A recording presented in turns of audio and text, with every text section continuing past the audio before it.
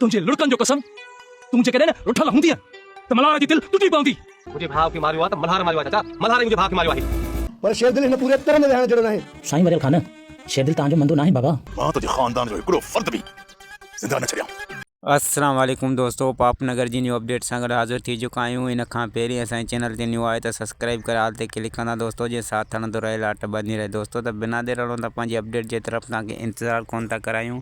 जी दोस्तों, तव्हांखे ॿुधाईंदो हलां त बालाज खान जे सिर ते खून सवार आया आहियूं। उहो मिठड़ खे जेको आहे मौत मार धमकियूं ॾियणु लॻो, जॾहिं त मिठड़ जेको कमदार ते लठ सिधी कई सिर्फ़ु ऐं सिर्फ़ु त जेको आहे त बालाज खान जो पारो जेको आहे मथे ते चढ़ी वियो ऐं मिठड़ खे चवणु लॻो, जेकॾहिं तव्हांजो राबेल सां को रिश्तो न हुजे हा त शायदि तव्हांजो पूरो ख़ानदान मां मिटीअ में मिलाए छॾियां। सिर्फ़ु ऐं सिर्फ़ु तव्हांखे राबेल जे करे जेको आहे डर ॾेई वेठो आहियां, न त मां तव्हांजो पूरो ख़ानदान मां ख़तमु करे छॾियां। ऐं ॿिए पासे दोस्तों, वरियल खान जेको आहे त शेरदिल खे पाण वटि न ॾिसी जॾहिं त सिकंदर खान वापसि आयो आहे त शेरदिल हुनजे माना ख़ुशीअ में शरीक न थियो आहे दोस्तों। ऐं वरियल खान हुन शेरदिल जे चाचे खे चवणु लॻो त शेरदिल माना एॾो अॾो आहे जो असांजी ख़ुशीअ में न ग़मीअ में शरीक थिए थो ऐं रहे बि असांजे ॻोठ में थो, त असां हुनखे कॾहिं बि बर्दाश्त न कंदासीं। छो त हू जेको आहे त पाण खे अॾो भली सम्झे, पर असांजे अॾो कंधु न झुकाईंदो त हुनजो कंधु कटे छॾींदासीं ऐं हिनखे ॻोठ में रहण बि न ॾींदासीं दोस्तों।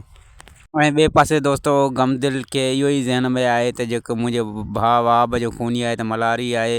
ऐं ॿियो हुनखे कुझु बि माना सम्झ में नथो अचे। ऐं सिर्फ़ु बालाज खान बि हुनखे अचे थो सम्झ में, पर बालाज खान जो त हू चवणु वठे पियो दोस्तों। हुनजे ज़हन में इहो आहे त बालाज खान जी ॻाल्हि ते असां पूरा आयासीं त हू असांजे भाउ जो खून छो कराईंदो, त मल्हार ई मुंहिंजे भाउ जो खूनी आहे ऐं ॿियो केर बि न दोस्तों। ऐं ॿिए पासे तव्हांखे ॿुधाईंदा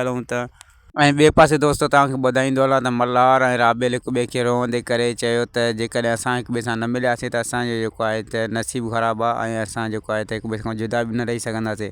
तंहिं ते मल्हार चयो त असां ॿई मिलंदासीं पाण में, जेकॾहिं तुंहिंजो घोटु केर बि ॿियो थियो त मां हुनजी मोड़नि समेत मुंडी कटींदुसि, हुनखे कॾहिं बि माफ़ु न कंदुसि।